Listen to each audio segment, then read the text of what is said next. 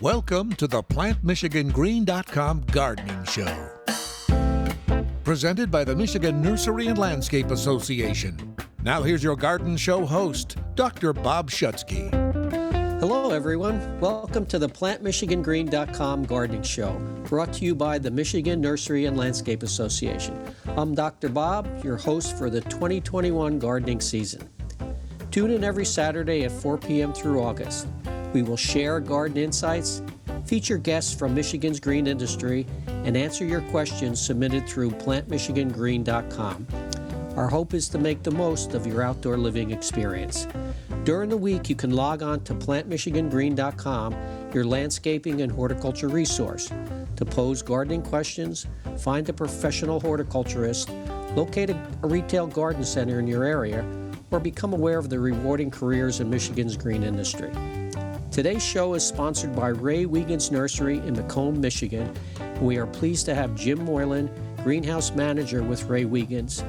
Jim will be with us after a short break, so stick around and get into the gardening groove on the PlantMichiganGreen.com Gardening Show on News Talk 760 WJR.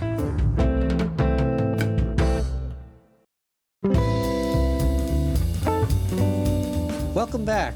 We're pleased to have Jim Moylan, Greenhouse Manager with Ray Wiegand's Nursery. Jim will share some thoughts on plants and other gardening products at Ray Wiegand's Nursery just in time for Mother's Day. Hi, Jim. Hi, Dr. Bob. How's it going? Going well. Welcome to the PlantMichiganGreen.com Gardening Show. Okay, it's been a while. Yeah, it's great having you. Jim was a student of ours in the Hort Department at Michigan State. So tell us what's happening at Ray Wiegand's Nursery. Well, right now it's been a very busy season so far with this beautiful Michigan weather we've had so far. People are anxious to get in the garden, get in the yard, and start planting. So we've been very busy with everything. We're unloading lots of trucks. People are starting to get seeds and starting to grow their own vegetables and whatnot. So everybody's just kind of anxious to get in the yard and start planting. Yeah, from what I understand, the weather down there is a little bit rough right now, but hopefully things will take a turn for the best next week. Yes, I feel like it's going to be 70 next week and back in the garden. Cool. So what else do you have going on at Ray Wiegand's? So right now we're planting up a lot of different combinations for Mother's Day and for the month of May. Lots of cool and unique plants we're using, lots of different textures, kind of a combination porch pot for everybody's likes. So we're busy getting all those planted, getting a bunch of hanging baskets going. We're just kind of ramping up for a busy month of May. How about other departments? I know you're the greenhouse manager, but what's going on, say, in the fairy garden department or other things that are happening there? The perennials coming in so far this year are just big and beautiful. This warmer weather we had in the month of March and April have really pushed some growth, and they look great. So those are looking great right now. We're still receiving lots of trees and shrubs from our own farm, along with other suppliers. So we're just kind of stocking up everything, and lots of nice pottery this year too. We've just unloaded another container of pottery, nice colors for the garden, and a brand new shipment of concrete as well, which makes a great accent to any garden. Lots of fountains, bird baths, concrete statuary, different stuff like that. So it's a lot of new stuff coming in so far. Can you mention some of the new perennials that are coming in? Any new introductions or perennials that people should keep their eye on? One that I love at this time of year are peonies, and there's a few new peonies. A few new eye-toe peonies arriving. They're huge right now with tons of eyes in the pot. So peonies, I think, are a great one for spring, especially for Mother's Day. Those are some new ones. We have some new Aqualesia, I believe, some new colors of those, Columbine. That's probably the newest one so far that I've seen right now. Tell us about the different plant varieties or species that you use in preparing these pots and the characteristics that they bring to the displays. So a plant that's been very popular with us and with customers in the last few years are sun patients, which are basically a sun-loving looking New Guinean patient. Big, bold blooms, very vigorous plant. Those are going into a lot of combinations this year because they perform so well. They don't take much upkeep. They're easy for customers to take care of, and they always perform all the way up until late fall into frost. So a lot of those are in their bright colors, bright orange, hot pink, royal magentas. They just add a really nice color to every pot.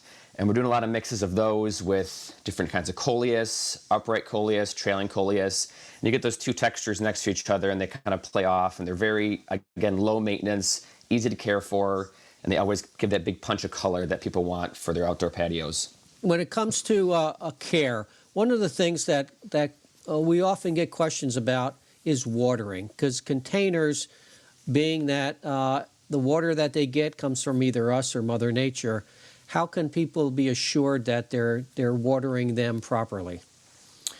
So with these two, like let's say sun pations, they can take a lot of water, and sometimes they'll be wilted down to nothing, and you just give them a good drink and they'll perk right back up. So they're kind of very forgiving, and that's why we like them too, because they're hard to kill, which is always a good thing. But usually in the midst of summer, when it's nice and hot out, you're probably going to water your plants with maybe a gallon of water every day, every other day, depending on where they're located at. And you really want to soak that where you know that the water went all the way through the whole pot into the whole root system of that plant material. And that's the best way to kind of water. And adding fertilizer every time you water, either it's a slow release when you plant it or a water soluble when you water it, always helps that plant perform even better and last even longer into the season. Okay, so hold those thoughts, Jim. We're gonna stay tuned for more with Jim Moylan and the PlantMichiganGreen.com Gardening Show on News Talk 760 WJR.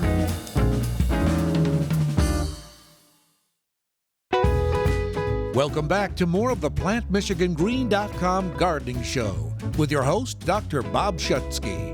Welcome back. We're here with Jim Moylan, greenhouse manager at Ray Wiegand's Nursery. We've been talking about some plants, but also we're gonna key in on some plants and other products that they have available for Mother's Day. Jim, take it away. So Mother's Day is coming up soon, and some gifts for mothers that are really popular right now are obviously plant material and, of course, gift cards. Gift cards are a great gift for mom. They can always purchase what they need for their garden, whether it's a plant, a statuary piece, or even fertilizer for their lawn. You never know what they might need for their yard. So gift cards are always an option you can get for them.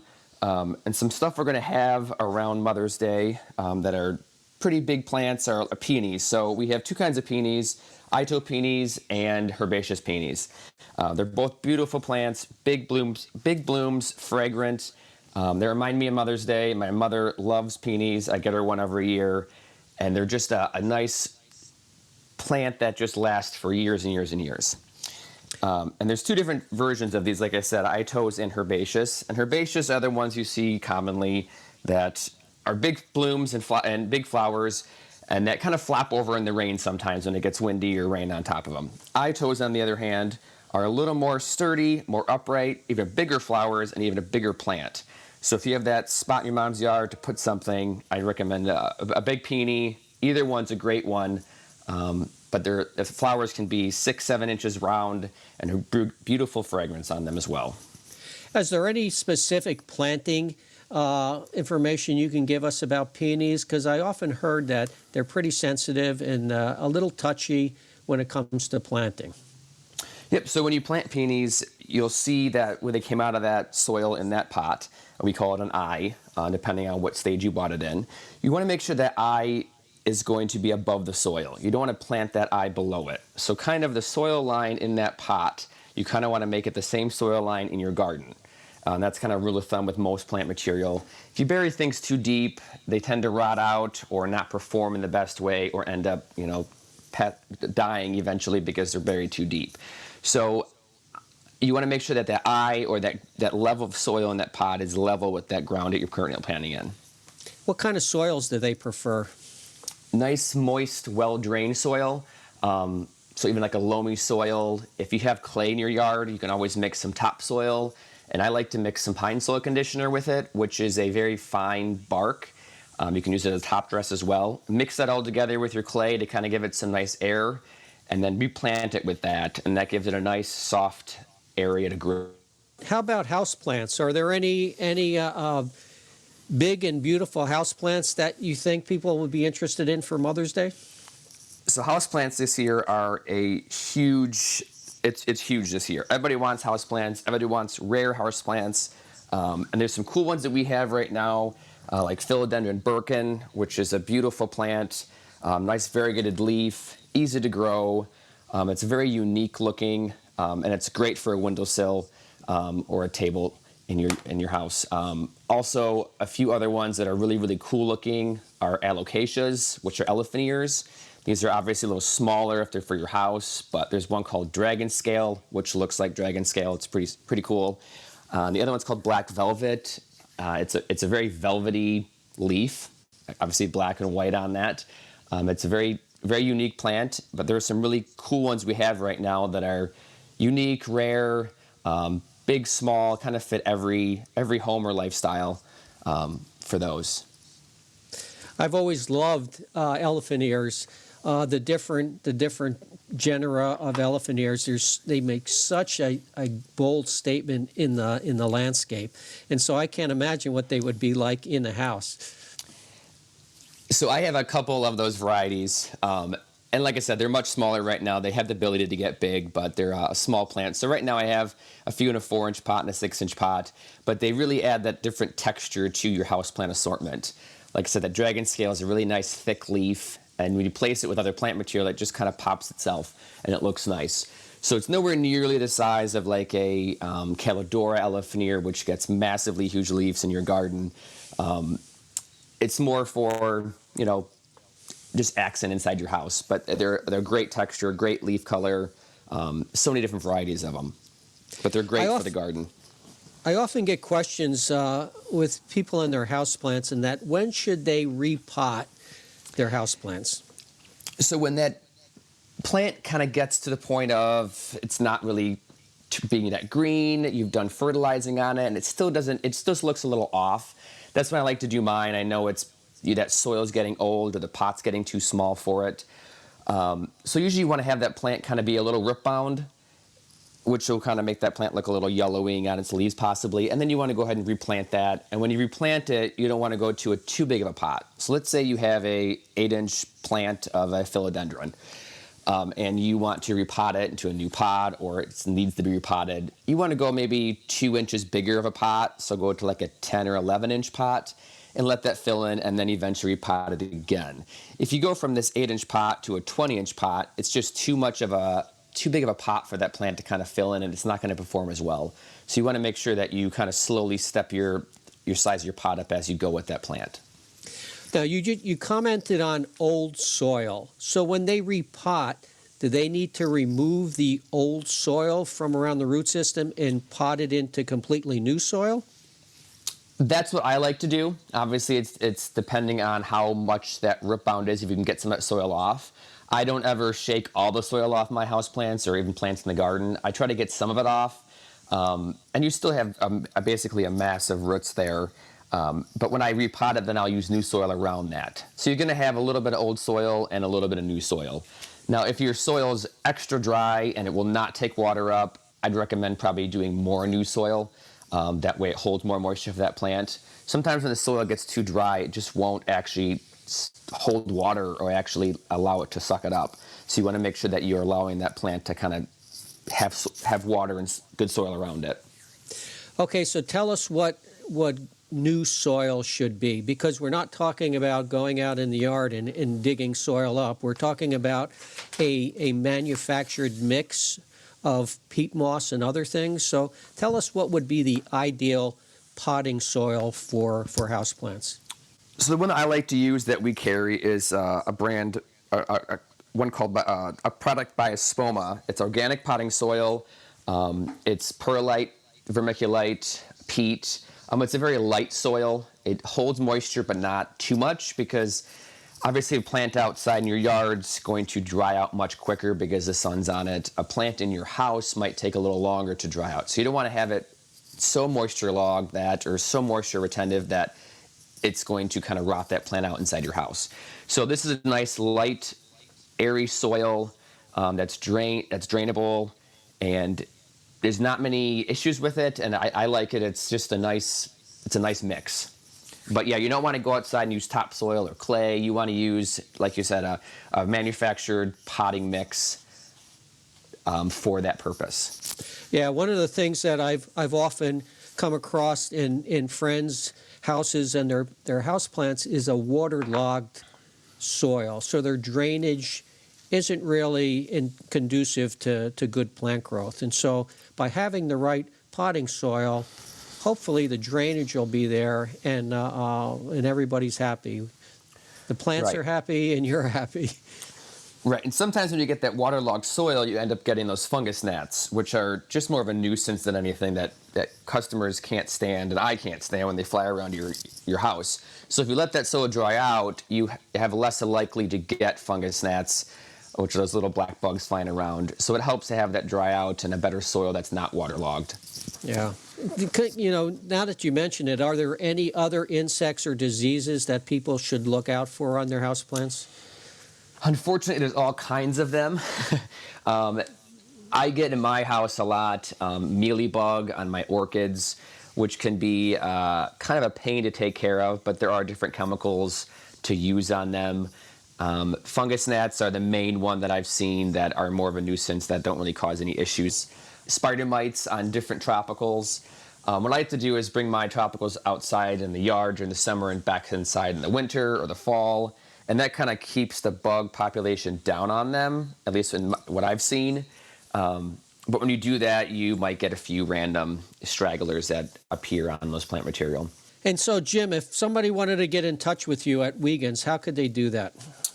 They can call the store. Our number is 586-286-3655. You can ask for me by name or the greenhouse manager. You can also email me at jim@wiegandsnursery.com, and I'll be happy to respond to any questions you might have. Great. Thanks for joining us today. It's great having you. It's been a while, so I was also happy to touch bases again. Same here. And with that, happy spring, Jim. Thank you. You too. So stick around, because up next we will have some gardening insights on the PlantMichiganGreen.com gardening show right here on 760 WJR.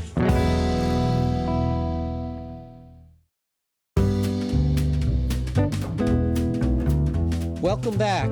There's a few things I'd like to add to Jim's comments. New plants are always a fail-proof gift for Mother's Day, and Ray Wiegand's Nursery certainly has a great selection. The other thing, you may consider bringing your mother to the garden center for Mother's Day. It's almost like going to a botanical garden, walking through the different sections, looking at the different plants.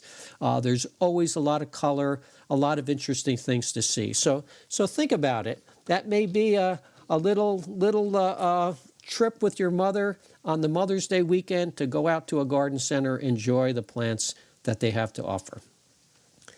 At this time, I'd like to follow up with a conversation I had with Paul W. on his morning show before the start of PlantMichiganGreen.com. There is someone new coming to our family who will now have, it's called PlantMichiganGreen.com gardening show with Dr. Bob Schutzki, who's on the other end of my line. Welcome to the family, Dr. Bob. Thanks, Paul W. It's great to be here.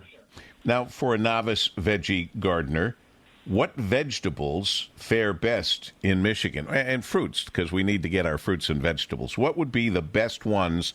What's going to assure some success for those who want to start a new vegetable garden? And so here are some thoughts on a few perennial fruits and vegetable plants to add to your garden or landscapes. Yes, landscapes. These plants can be a valued addition to your landscape, turning it into the edible landscape. Michigan is the leading state in the country for producing asparagus. Michigan asparagus are in the marketplace as we speak. Asparagus is a worthwhile perennial plant to add to the garden or even work into perennial plantings within the landscape. I've planted a few asparagus throughout my perennial beds in the past.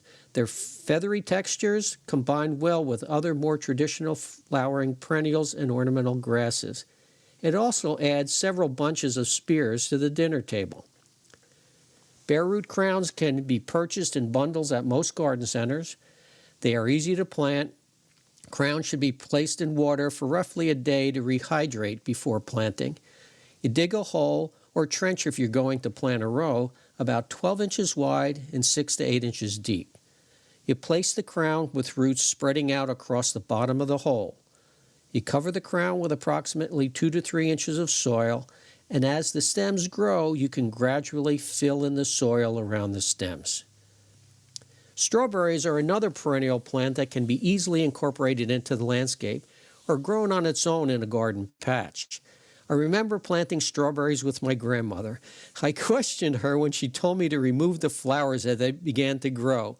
She went on to tell me that sacrificing a few flowers the first year will encourage the plant to spread and establish and give us many more strawberries the following year. Little did I know that my grandmother gave me my first horticulture lecture. Strawberries can be an excellent ground cover plant in our landscapes or gardens with the added benefit of tasty fruit. Michigan has the distinction of being ranked #1 in the nation for the production of blueberries. Not only that, Dr. Jim Hancock, a small fruits geneticist at MSU, bred 4 of the most widely grown blueberries in the world: Draper, Liberty, Aurora, and Huron. Blueberries are an excellent small fruit that doubles as an ornamental. They have white flowers, glossy dark green leaves, blue-black fruit, brilliant red fall color, and red younger stems that are showy in winter. We often recommend its use in the landscape as a medium shrub, but one note when using blueberries: it prefers acid soils, pH around 5 to 5.5. So make sure you do a pH test for your landscapes if you're planning to incorporate blueberries into it. Vegetable and fruit plants can be of value added to any landscape. Think about adding a few of these. They both look good and taste good. Spring is also a time when our attention focuses on our lawns. Spring green grass is a welcome addition after the cold white blankets of winter, especially after last week. Here are a few tips for repairing, renovating, or starting a new lawn. Turf grasses for Michigan. Kentucky bluegrass, perennial ryegrass, tall fescue, and fine leaf fescue are the popular lawn grasses in Michigan. Each has their beneficial characteristics and care requirements that is important to know when purchasing seed. For useful information, go to plantmichigangreen.com resources to find a detailed MSU bulletin titled Turfgrass Species and Cultivar Selections and a chart titled Turf Grasses of Michigan, Characteristics and Adaptations. Here are a few quick tips. Turfgrass seed is sold as a blend or a mixture. A blend is a combination of several cultivars of a single turfgrass species. For example, you can purchase a Kentucky bluegrass blend with 2 to 4 different cultivars. It is entirely bluegrass. Each cultivar contributes slightly different characteristics or adaptive traits, making a blend more versatile than seed from a single plant. A mixture is a combination of several turfgrass species. For example, mixtures are typically labeled as sunny or shady. Sunny mixtures have Kentucky bluegrass with lesser added perennial rye and fescue. Shady mixtures have fescue with lesser amounts of perennial rye and Kentucky bluegrass. Mixtures combine the characteristics of each species, providing more widespread versatility to meet varying site and care conditions. Recent attention has been given to the turf-type tall fescues. Breeders have developed tall fescue selections with fine leaf characteristics, trying to bring the coarser tall fescue in line with Kentucky bluegrass and perennial rye. The benefits of turf-type tall fescues are that they tolerate low soil fertility, thus requiring less nitrogen fertilizer per year. They tolerate low water conditions, again requiring less irrigation.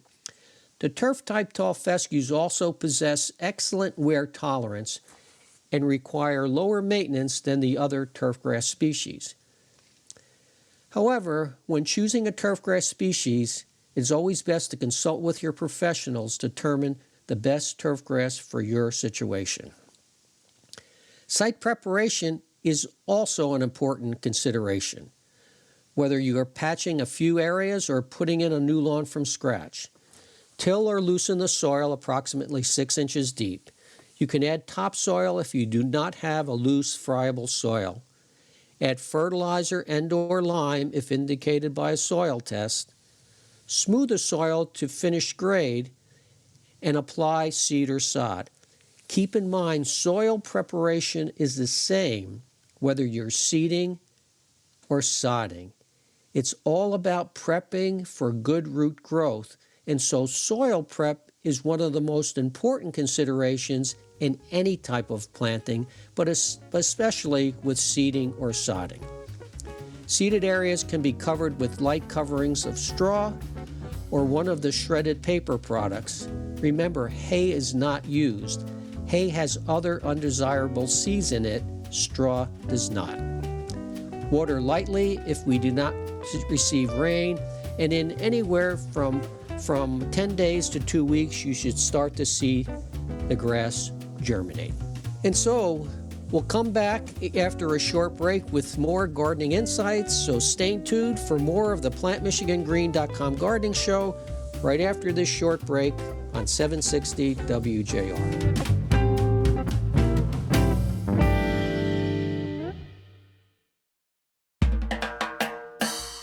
Now back to more gardening with your host, Dr. Bob Schutzki, on the PlantMichiganGreen.com gardening show. Here's Dr. Bob. Welcome back. To round out this week's PlantMichiganGreen.com gardening show, we have additional tips and some questions and comments that have come in through PlantMichiganGreen.com Ask the Expert. Let's talk about weather for a minute. We have a question that came in. What will a past April snow and below freezing temperatures have on my plants? The flowering plants that were already in bloom will be short-lived. Flowers have or will turn brown, but the leaves and shoot growth should continue with little or no damage. Prime example are the magnolias. I often judge the spring weather conditions on the length of the magnolia bloom. Poor spring, short magnolia bloom. Good spring, long-lasting magnolias. Buds that were open with small leaves popping through will be damaged, but in the most cases, the plants will grow out of this. You will see signs of the impact of this cold weather for a few weeks as plants respond to normal seasonal temperatures. It's certainly a setback, but trees, shrubs, and perennials with established root systems will come out of this with no problem at all. On last week's show, I used the term cultivar. A few people have asked, what is a cultivar? Cultivar is a horticulture term for a plant that was selected and cultivated from a plant species by humans. It originates from a plant species. Plants are scientifically named based on a binomial system developed by Linnaeus in 1753. The system uses genus and species. Cultivars are a subset of species. Some cultivars emerge naturally from seed from the parent species. Some are natural mutations from the parent species, but all are selected and eventually propagated by humans.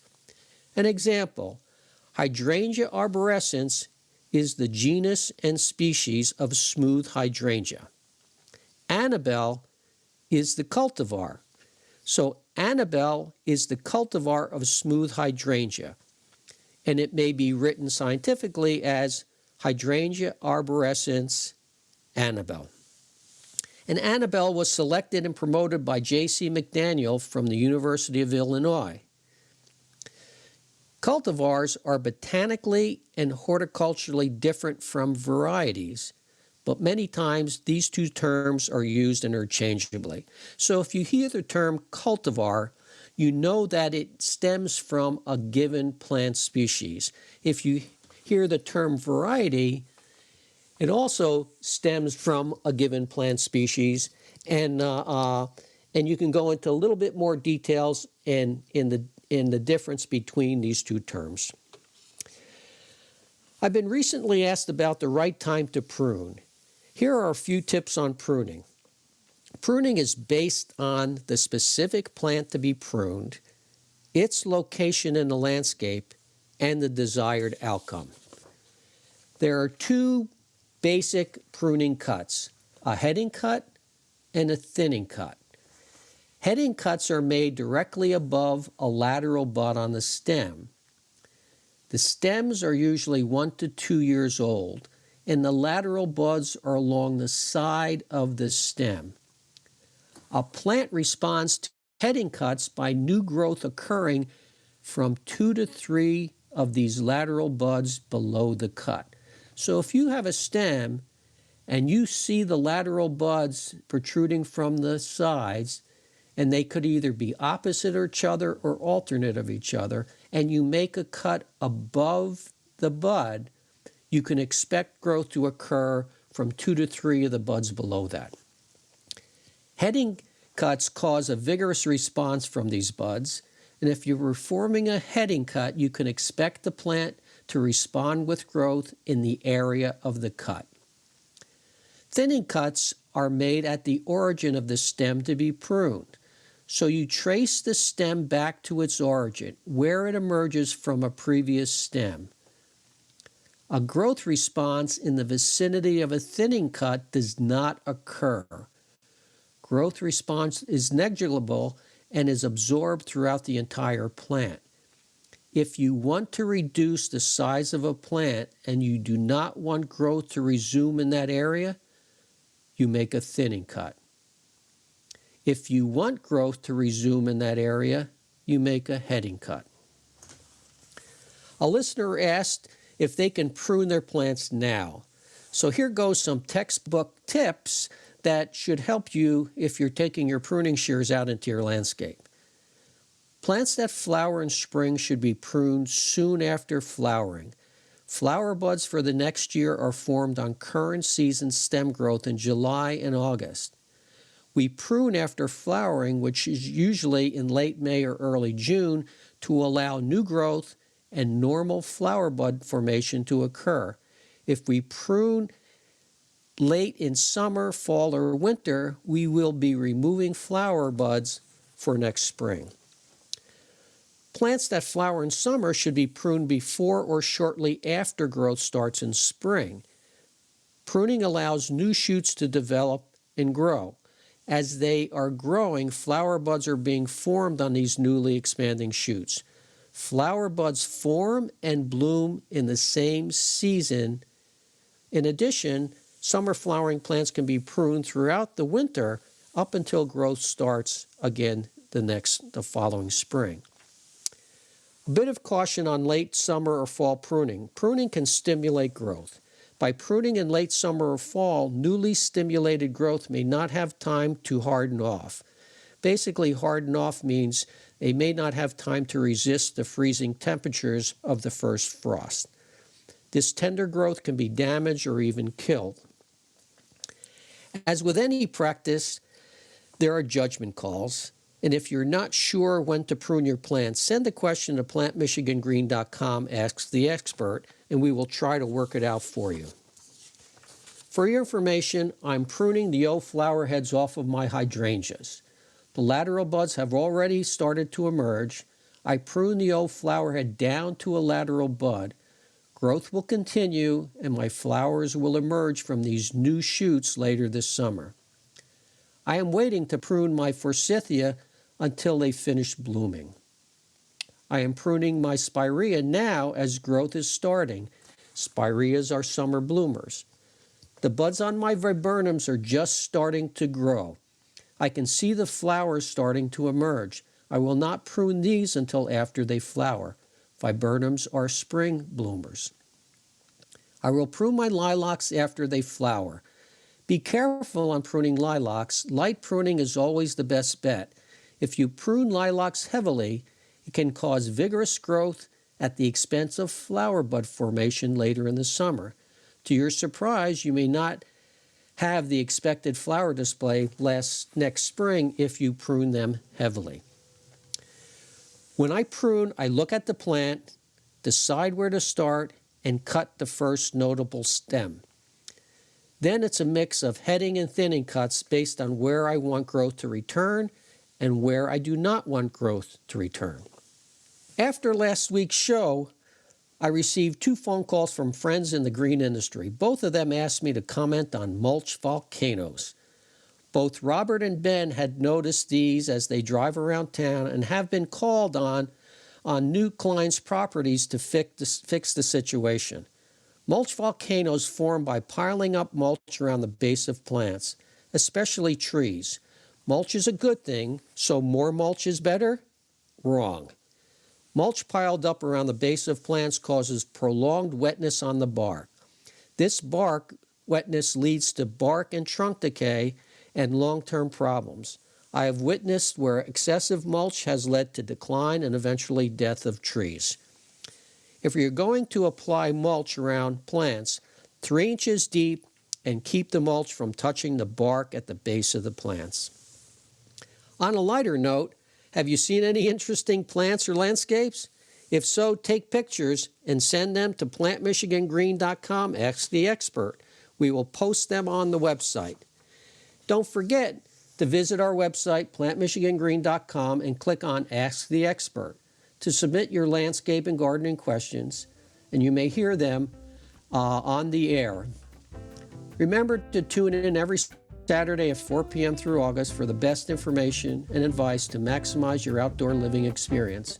And during the week, log on to plantmichigangreen.com, your landscaping and horticulture resource. To find a professional, a retail garden center, pose your gardening questions, or explore rewarding careers in the green industry. That's all for this week. I'm Dr. Bob, wishing you sunshine, a little rain, and happy gardening.